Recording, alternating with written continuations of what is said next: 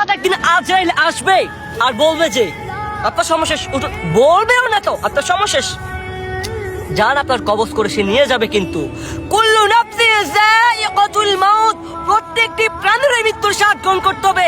আমরা কেন বুঝি আমাদেরকে মৃত্যুবরণ করতে হবে? আমরা প্রত্যেকে মারা যাব। যারা জন্ম নিয়েছি তাদের মৃত্যু হবেই, যাদের জন্ম হয়েছে তাদের মৃত্যু হবেই। আমরা আজ কেন বুঝতেছি না? আমরা আজ কেন অন্ধকারে হারিয়ে যাচ্ছি? আমার কষ্ট হয়, আমার দুঃখ লাগে।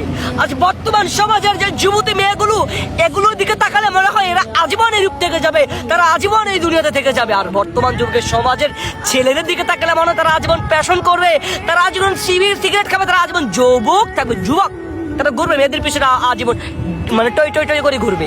আজ আমার কষ্ট হয়, আজ আমার চিৎকার করে বলতে মন চাই যে আসো রবের পথে, আসো দিনের পথে। কুল্লু নাফসিন যায়িকাতুল মাউত, প্রত্যেকটি প্রাণীর মৃত্যু সাধন করতে হবে। প্রত্যেকটি প্রাণীরই মৃত্যু তোমার জীবনে আমার জীবনে আসবেই। তাই বলছি যে সময় থাকতে পরিবর্তন হয়ে যাও, নামাজ পড়ো, রবের ইবাদত করো, আস্তাগফিরুল্লাহ পাঠ করে তুমি তওবা করো। বোন আমার, এই দিন নয় আরো দিন আছে, এই দিন নয় আরো দিন আছে। হ্যাঁ, দুনিয়াটা ক্ষণস্থায়ী আর আখিরাত চিরস্থায়ী, তুমি এটা মাথায় রাখবে। কিন্তু রবের পথে ফিরে আসো না। দিনের পথে শান্তি, রবের পথে শান্তি, ইসলামের পথে শান্তি। ইসলাম শান্তির ধর্ম, ইসলামের আইনে শান্তি আছে। চলে আসো দিনের পথে, আর যেও না জাহান্নামের পথে।